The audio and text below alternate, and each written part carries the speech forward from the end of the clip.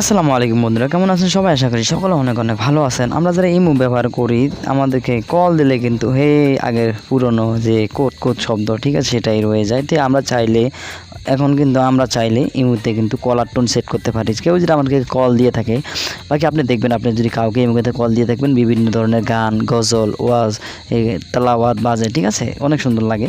তো আপনি চাইলে আপনিও কিন্তু এগুলো সেট করতে পারেন, কলার টোন সেট করতে পারেন আপনার ইমোতে। আমরা যদি কেউ কল দেয় আপনাকে, সে কিন্তু সুন্দর সুন্দর গজল বা বিভিন্ন রিংটোন আপনি যেটাই সেট করেন না কেন সে সুন্দরভাবে শুনতে পারবে, তার ভালো লাগবে, ঠিক আছে। তো আপনি চাইলে এটা করতে পারেন। চলুন শুরু করছি ভিডিওটি কীভাবে আমরা এই কলার টিউন সেট করব, ঠিক আছে।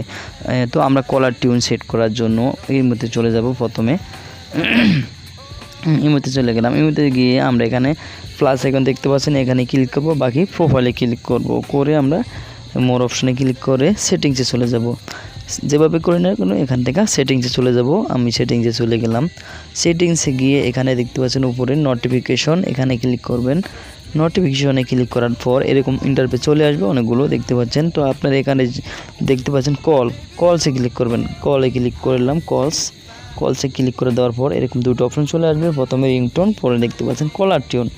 তো আমরা এখান থেকে কলার টিউন যেহেতু সেট করবে, কলার টিউনে ক্লিক করে দিব। এটা কিন্তু আগে সম্পূর্ণ পেড ভার্সন ছিল, আপনার টাকা দেখে নিতে হতো, ঠিক আছে। বর্তমানে কিন্তু ফ্রি। তো কিভাবে আমরা এগুলো সেট করব, দেখুন এখানে কিন্তু দুই প্রকার সেট করা যায়। এখন আমরা যেহেতু আমি এটা সেট করেছি, দেখুন এখানে একটু আল্লাহকে যে পেতে চাই, এখানে এটা সেট করছি ইসলামিক একটা গজল। তো আপনি চাইলে এখান থেকে যে কোনো গান, গজল, তেলাওয়াত সেট করতে পারেন। আপনি চাইলে এখান থেকে সার্চ করে কিন্তু সেট করতে পারেন। তো আমি এখান থেকে দেখিয়েছি, এখানে যে কোনো একটি, ধরুন আমি ইসলামিক কিছু সেট করতে চাচ্ছি এখানে। তো এখানে আমি পাচ্ছি না, একটু আমি দেখে নিচ্ছি। তো আমি দেখতে পাচ্ছেন এখানে বাংলা রক দেখতে পাচ্ছেন, এখানে কিন্তু একটি বাঙালি এখানে দিয়ে দিচ্ছি। এখানে দিয়ে দেখে এখানে কি রয়েছে। এখানে আমি যেমন এক্সাম্পল আমি এটাকে সেট করব, ঠিক আছে। তো আমি এটাকে কিন্তু সাউন্ড কমিয়ে দিচ্ছি।